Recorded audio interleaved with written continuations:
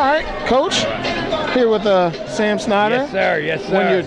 You won your 12th state title, and obviously this is one of the closest ones. You won on criteria, 31-30. Talk a little bit about how close the match was, and also just being able to win in the fashion that you guys won. Yeah, well, I actually wore this particular ring right here in honor of 2007 when us and Cass went to 30-29 match, and our last kid had to stay away from a major for us to win, stay away from the pin, and we won it by a point then.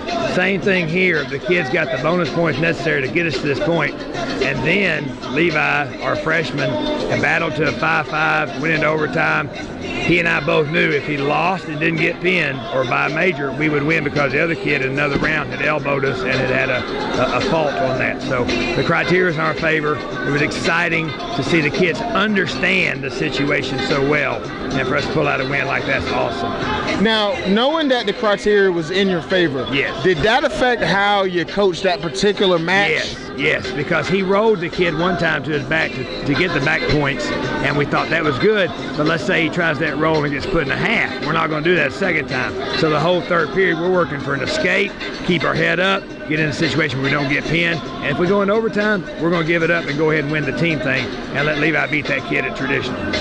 All right, now, Coach, speaking of the traditional, yes, when you win a state title, obviously you want to enjoy it, but in wrestling it's a little different because you've already got to start looking at your next one at the traditional tournament. Yes, and the cool thing about that is we've already had kids working their way down there, so over the next 2 weeks we've got 2 pretty big tournaments. Thanks, guys. If you don't mind, get out for the camera. Thank you.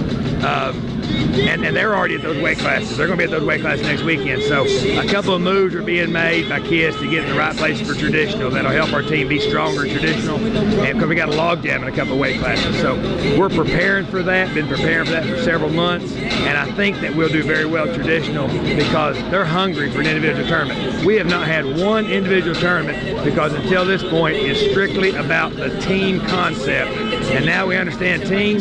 I believe at traditional they're willing to go out there and fight for their lives to score at the traditional, try to win the team again. Now, is that something you guys do every year, whereas you hold off on the traditional type tournaments because of the state tournament, because of the dual tournament? In the past, we've always had maybe 2 or 3. Last year, I think we had 1, but we've cut it down so we get more mat time for more kids. I think this makes it win 56 duels.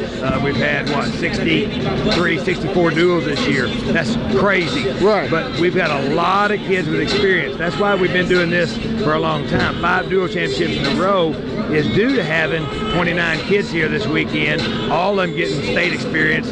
Seniors graduate, we're going to miss them. Juniors, sophomores, and freshmen are prepared to win it again. All right, Coach, congratulations. I appreciate your time. LT. We appreciate y'all. Thank you.